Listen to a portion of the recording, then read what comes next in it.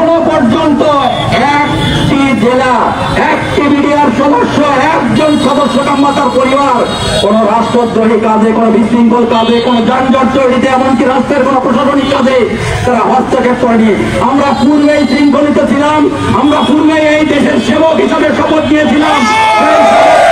আমরা ততক্ষণ পর্যন্ত আমরা স্বাধীনভাবে কথা বলতে পেরেছি। আপনাদের দৃষ্টি আকর্ষণের চেষ্টা করছি। আপনাদের কাছে করা জোরে একটাই নিবেদন, আপনারা আমাদের প্রতি সদয় হন, আমাদের পরিবারগুলোর প্রতি দেখুন। আমাদের যে সমস্ত ভাইয়েরা আজকে 16 বছর যাবৎ কারাগারে বন্দী, বিনা অপরাধে, অনেকেই জানেন, অনেক প্রিন্ট মিডিয়া, ইলেকট্রনিক মিডিয়া তাদের পরিবারের চিত্র তুলে ধরছেন। কিন্তু আমরা আশা করছি অনতি বিলম্বে সেই পরিবারগুলোর দিকে তাকিয়ে তাদেরকে, যারা প্রকৃত অপরাধী তাদের আপনারা শাস্তি দিন। আমরা সে বিষয়ে আপনাদেরকে কোনো কিছু করতে যাব না। প্রত্যেক ইঞ্চি মাটির জন্যই যুদ্ধ করতে ভোগ পেতে দিব। আমরা বুলেটের ভয় করি না, আমরা কখনো নিজের স্বার্থের কথা দিয়ে সীমান্তে দায়িত্ব পালন করি না। বিগত 2009 সাল থেকে আজকে 2024 সাল পর্যন্ত এই বৈষম্য বিরোধী ছাত্র আন্দোলনের আগ পর্যন্ত কোনদিন বিডিআর সদস্যরা তাদের দাবি দেওয়া কথাবার্তা নিয়ে বিডিআর সামনে আসতে পারে নাই। সেদিন পিলখানা হত্যাকাণ্ড ঘটনায় 57 জন সেনা কর্মকর্তা সহ 74 জনকে হত্যা করা হলো। এছাড়া ঘটনা পরবর্তী বিচারের নামে 54 জন নিরীহ বিডিআর সদস্যকে হত্যা করা হলো। এরপরে ঘটনা তদন্ত এবং বিভিন্ন কর্তব্য কাজে নিয়োজিত 200 সেনা কর্মকর্তাকে বিভিন্ন মেয়াদে শাস্তি প্রদান করা হলো, তাদের পরিবারকে গ্রেফতার করা হলো এবং অনেককেই বিদেশে যেতে বাধ্য করা হয়েছে। আর আমরা যারা হাজার হাজার আপনাদের সামনে যারা দাঁড়িয়ে গেছি, তাদের ভাগ্যটা তো সেদিনই কলঙ্কের তিলক এঁকে দিয়ে তিনি মহারথী, তিনি অনেক কিছু অর্জন করেছেন। তিনি তো আমাদের সেই দিনই পরিসমাপ্তি ঘটিয়ে দিয়ে, কলঙ্কের দাগ দিয়ে হাজার হাজার পরিবারকে চাকরিচ্যুত করে, তার নিজের অপরাধকে ঢাকতে দিয়ে সমস্ত মানবাধিকার খর্ব করে তিনি নিজেই আমাদেরকে পথে বসিয়ে ছেড়েছেন। সকলে আপনারা বিষয়টা অবগত। ইতিমধ্যেই আমার কথা, মহান জাতীয় সংসদে বিগত 16 বছর ফ্যাসিস্ট সরকারের একজন সংসদ সদস্য, কেন্দ্র সরকার প্রধান হিসাবে আমাদের মানবাধিকারের বিষয়টি, আমাদের সেনা হত্যার বিষয়টি, আমাদের নিরীহ বিডিআর হত্যার বিষয়টি, সেনা কর্মকর্তাদের বিভিন্ন মেয়াদের শাস্তি প্রদানের বিষয়টি, এই 18,000-এর বেশি পরিবারের একটি কথাও কোনোদিন আলোচনায় আনা হয়। এই বিষয়টি সম্পূর্ণ আড়াল করা হয়েছে। কিন্তু কেন? আমাদের মানবতা, আমাদের মানবাধিকার, আমাদের অধিকার, আমরা রাষ্ট্রের নাগরিক, আমাদের ব্যাপারে কি একটি কথা, একটি গঠনমূলক কোনো কাজ, কোনো কর্তব্য, কোনো কিছুই রাষ্ট্রের ছিল না? এ পর্যায়ে আমি 2য় অধ্যায়ের কথা বলি। 2য় অধ্যায়ে আছে আমাদের বিচার বিভাগ। আপনারা জেনে খুশি হবেন না, কেউ খুশি হতে পারবেন না। আমাদের একজন বিডিআর সদস্য এই আইনের ব্যত্যয় ঘটিয়ে যে বিচার করা হয়েছে, নীল নকশার যে বিচার করা হয়েছে, আমাদের বাংলাদেশের কোন আদালতে তাদের রিট বা কোন ধরনের অধিকার আদায়ের কোন আবেদন করতে পারে নাই। বিগত 16 বছর আদালতকে অন্ধ বানিয়ে রাখা হয়েছিল।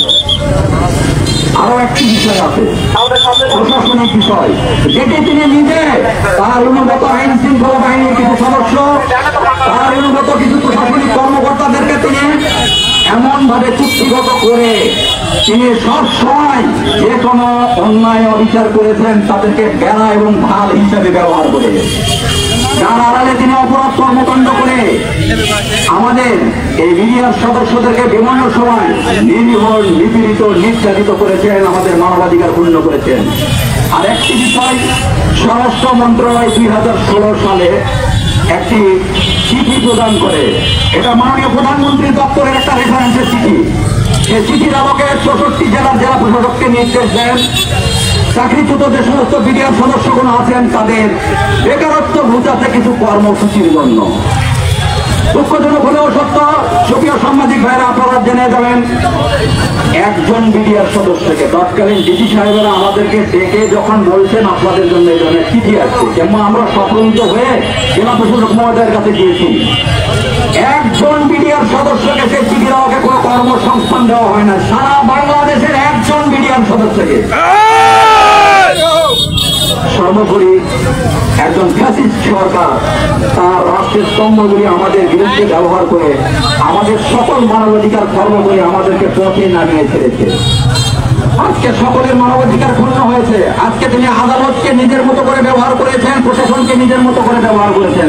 তাই রাষ্ট্রের যারা দায়িত্বে আছেন, যারা এখন অন্তর্বর্তী সরকারের প্রধান, অন্তর্বর্তী সরকারের বিভিন্ন উপদেষ্টা এবং দায়ী দায়িত্বে আছেন, সকলের কাছে আমি হাত জোর করে একটাই আবেদন করছি, আপনারা এই হাজার হাজার পরিবারের দিকে একটু ফিরে তাকান। দেখুন এখনো পর্যন্ত একটি জেলা, একটি মিডিয়ার সদস্য, একজন সদস্য কিংবা তার পরিবার কোন রাষ্ট্রদ্রোহী কাজে, কোন বিশৃঙ্খল কাজে, কোন যানজট তৈরিতে, এমনকি রাষ্ট্রের কোন প্রশাসনিক কাজে তারা হস্তক্ষেপ করেনি।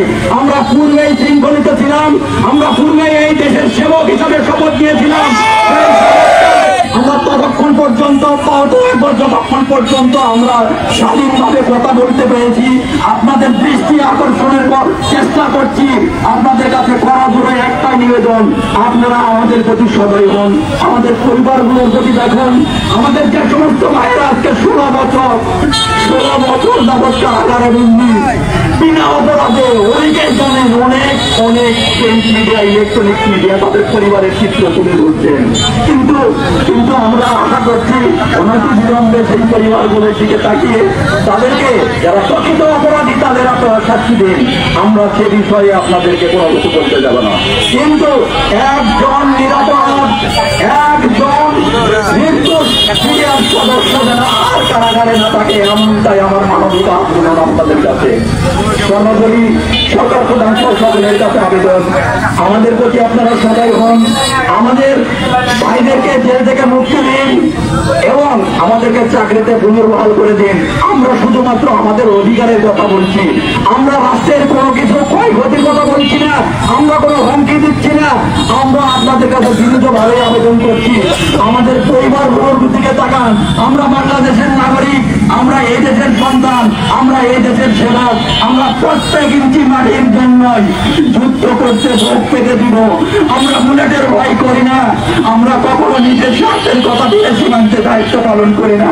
অনুগ্রহপূর্বক আপনারা আমাদের দিকে দেখুন, আমাদের প্রতি আপনারা সদা হন, আমাদের প্রতি দৃষ্টি না দিলে মানবতার ধিক্কার কিন্তু জাতি দিবে আপনাদের।